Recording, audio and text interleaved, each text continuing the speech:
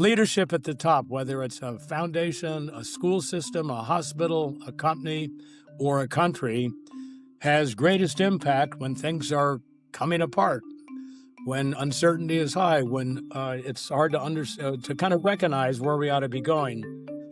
To put that in a more positive framing, leadership has become that much more critical, in my view, the last year or two, in many settings, because the uncertainty, uh, world trade and everything else, is higher, and it puts a bigger premium on people to get the job done.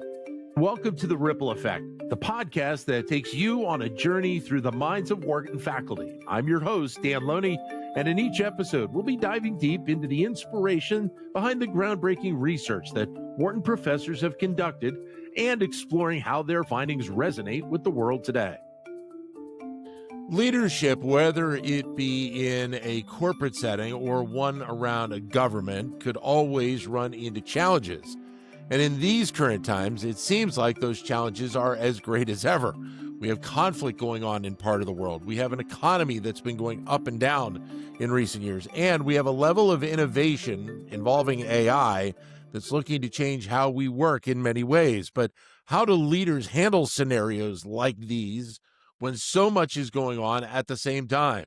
Pleasure to ask that question and many others of Mike Useem, Professor Emeritus of Management here at the Wharton School. Mike, always a pleasure to talk. How are you, sir? Dan, I'm doing great, and always a pleasure to be with you. So let me start right there, because I think that's the primary question. And you have so much going on right now. In talking with leaders as you have over your career, how do they deal with so many things going on at the same time? Well, Dan, it's great to be on the program with you. And you asked, in my humble view, the totally right question, which is, in this era, to what extent has leadership become that much more important and vital? And to cite a well-known academic study, which really sums up the point, leadership at the top, whether it's a foundation, a school system, a hospital, a company, or a country, has greatest impact when things are coming apart, when uncertainty is high, when it's hard to kind of recognize where we ought to be going. To put that in a more positive framing, leadership has become that much more critical, in my view, the last year or two, in many settings, because the uncertainty, world trade and everything else, is higher, and it puts a bigger premium on people to get the job done. That said, to paraphrase a very famous executive coach, Marshall Goldsmith, who wrote a book with the great title, "What Got You Here Won't Get You There." Not only do we need a lot more leadership at the moment when uncertainty is high, it's going to be different from what we needed in the past. Not completely. Lots of fundamentals are the same. But what got you here won't get you there. So you've really got to think about the leadership you're going to need the next 5 years. How then do we get to that point? I mean, part of that, I've always thought leadership is part experience. You know, as you're coming up through the corporate ladder, you're learning about this. But if we need it in the more immediate period, how do we reach that plateau? Yeah, let's take it in two parts. Number one, just to remind us how important it is to get it right, to modernize our thinking, to get us up to date on what is going to be vital in ways that work now that wouldn't have worked 5 years ago. In a survey a couple of years ago asked people, for what it's worth, I take it with a grain of salt, but it's an important finding, that people at the top of the business hierarchy, top of the pyramid, senior managers in U.S. companies, estimate that about a fifth of what they know is no longer useful, and about a fifth of what they should know, they've really got to acquire. Well, if you multiply 20% by 5 years in a 5-year period, it's going to be almost completely different. That's a little bit of an overstatement, but it will be different this year compared to 5 years ago with the start of COVID. Certainly by the year 2030, it's going to be different. And then, Dan, back to your main question, how exactly do we acquire the leadership skills we don't have right now? there is a theory that somebody is a natural born leader. You either have it or you don't. We don't accept that on the premise that many leadership skills can be acquired, are acquired. And then the obvious question is, well, how exactly do you do that? And just to pick one of three directional steps you can take to strengthen your leadership. Kind of number one, at least on my list, but there are two others we should talk about, is looking around and just literally being a student of leadership. Life is a classroom. Yeah. Shakespeare, all the world's a stage, or more specifically, all the world's a classroom. So by looking at other people in jobs like your own, looking at your own senior people, by being a great observer of the human nature around you, few better classrooms there are. Okay, so then let me throw in the component of innovation, and right now we could use the example of AI, but certainly there have been examples of innovation throughout time that have forced leaders to, open the door more and listen more and understand what the changes were happening and what was going to occur. How then do leaders adjust to a sharp level of innovation when it comes to the forefront? I think top of my list on that one is getting out of your office. It seems like an obvious point, but it can be a very significant step if you really get out of your office. Case in point, we tracked a banking executive who understood that banking was changing, fintech was coming. His bank is one of the oldest banks in the country. And to the point of getting out of your office, he decided to take a several-month sabbatical, a learning tour. He talked to the board, got permission from his board of directors, left the company in the hands of the chief operating officer, and he literally went around the country, visited almost 50 other companies, including Apple and Walmart. And the premise behind his, quote, learning tour was that there are a lot of ideas out there, and the best way to really appreciate them is to talk, for example, to, as he did, the recently retired CEO of Walmart. So anyway, big point is get out of your office, get out of the business, look around, serve on other boards of directors if you can find your way onto a seat on another board, show up at professional associations, just become a student of leadership. You've always been a student. Remind yourself that it's more important than ever to be so. How then do leaders deal with global conflict? And I ask that because for many businesses, it may not have a direct impact. It may be a secondary impact. Obviously, for governments, in many cases, it's right at the forefront of all that they have to deal with. But in certain instances, and using what we saw play out in Israel, for the last couple of years, there are many companies in Israel who do a significant amount of business here in the United States. And those business leaders had to deal with those companies having to adjust to a significant shift in their day-to-day life over in Israel. Picking up on that point, one directionality that we advocate is getting out of your backyard, as the person did that I just described, but more generally, getting out of your home country. Okay. So we have conducted research recently in Japan, in China, and India on some of the business, call them leadership agendas that are different from your own. Yeah. And no better way to think about what you need to take than to take a look at places where people do it very differently. Much of what they do in Japan will not be relevant, but some of what they do in Japan will be interesting and worthy of concern. So if you're an Israeli company, a Dubai company, a Japanese company, we strongly advocate looking not only at some of the successes in your home turf there, but getting out of your home turf completely and spending time with people who are doing it in a very different world. It's going to be different. You got to translate back, but that's the agenda. So using that as a part of the overall leadership philosophy, does it benefit then leaders to tweak their style of leadership along the way over the course of 20, 30 years as they are leading a company when they experience these other kind of Mhm. leadership styles? Yeah, Dan, let me pick up on that with reference to a program that we have long run here at the Wharton School. It's called the CEO Academy. It's a slightly ironic phrase for our program, CEO Academy.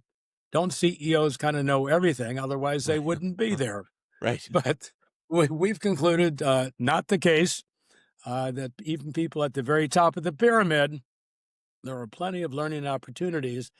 And in addressing that, we've learned through a lot of experience. This CEO Academy goes back 20 years now, that vital for people in business or really in any organizational terrain to think, to sit down and think with people. This is what the CEO Academy does, who have given analytic thought, i.e., academics, researchers, consultants, and so on, to what's happening in the leadership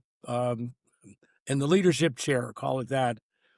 In addition, though, it's also really important to take time with people who've been there and done a lot of what you've done, maybe more, and to turn to them as a kind of call them mentors or coaches. Right. And uh, those two methods of talking to people who think about it analytically, academically, separately, those who have done it. If you add to that, uh, we tend to call it the after action review, drawing from emergency services, sitting down episodically and telling yourself you know a lot about leadership, but still, given the evolution we've been talking about, not Yeah. everything. What do you want to do different tomorrow? Right. And that's a way, Dan, of saying make it explicit. Just decide, in addition to a pretty good diet, a food diet, a pretty good exercise diet, make it a diet of after action reviews. One of the things that has come Mm. onto our landscape, our view in the last several years, is when we see social change going on. And it's really become something that has filtered into the business landscape as well, because leaders of companies want to hear from their employees. And certainly not every employee is going to have the same viewpoint on different topics. So these elements from outside the company end up Yeah. coming inside the walls of the firm and having an impact on what's going on in the relationships between employees, managers, leadership, et cetera. You know, it's a great point because it really speaks to one of those elements, really important element that define what leadership is now, requiring that was not so much required, say, 15 years ago.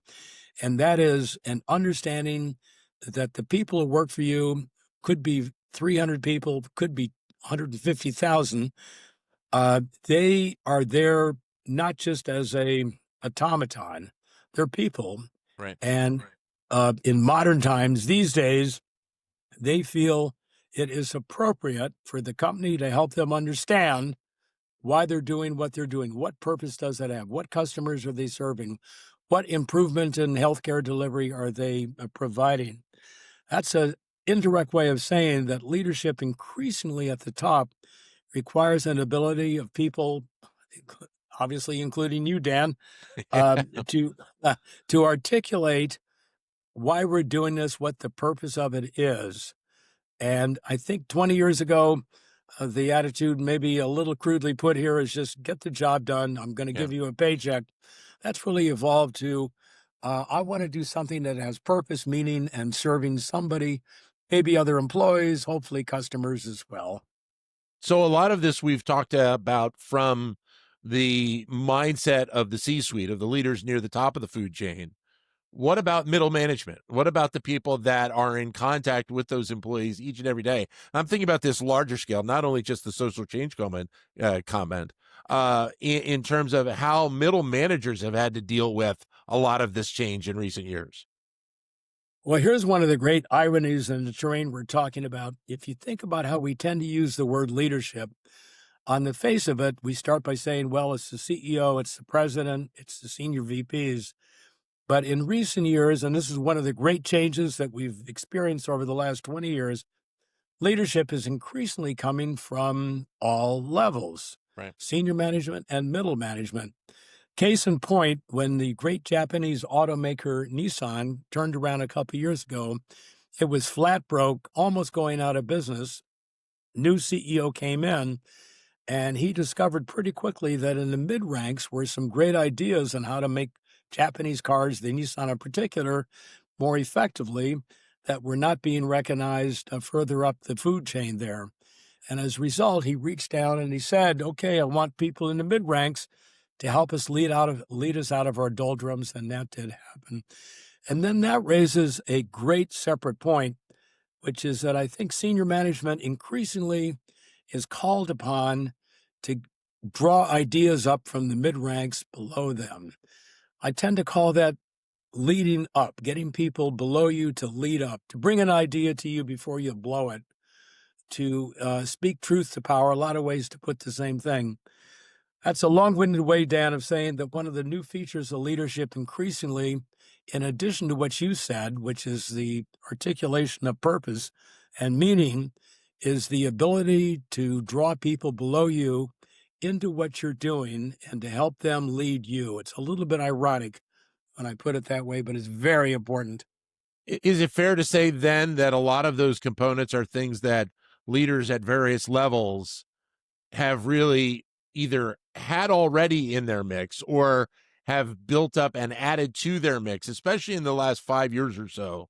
When you think about where we started at the beginning of the pandemic and obviously all that we had to deal with there, and on all we've had to deal with in the last couple of years as well. Yeah, I think to make it very tangible in response to your question there, we've tracked a chief executive. Now he's moved on, but for a while he was the chief executive of a very large firm. And he often said publicly, certainly privately, I've heard him say this on many occasions, that as he reached higher and higher levels of the company, finally becoming its chief executive officer, a huge company, 150,000 employees, he said he noticed two things. Number one, the news got better, which Right. is a way of saying the bad news was not coming up. Yes. And his jokes got funnier, which is also a way of saying that there was more deference to him. And thus he adopted, this is leadership 101 these days, in my view, he adopted a whole host of methods of reaching out on the premise that people in the mid ranks often have great ideas about an innovative product. And your job as a senior leader is to help them appreciate that they can lead you, even though it's a bit ironic to say it that way. And by the way, a footnote on that, when it comes to leading up, you want to do it without your ending up getting your head handed to you on a platter. Yes. Right? So Yes. there's a warning there. Yeah. But again, life often does begin at the top. We strongly encourage people in senior ranks to spend time in the employee cafeteria, sitting down, just taking a seat. What's going on, guys? Mike, always a pleasure to get your insight and spend time with you. Thanks again. All right, Dan, great to talk with you. Best You got wishes. it. You got it. Mike Useem, who's Professor Emeritus of Management here at the Wharton School. Thank you for listening to The Ripple Effect. We hope you found this episode informative and engaging. Don't forget to subscribe and leave us a review so that we can continue to bring you the best insight from the Wharton School.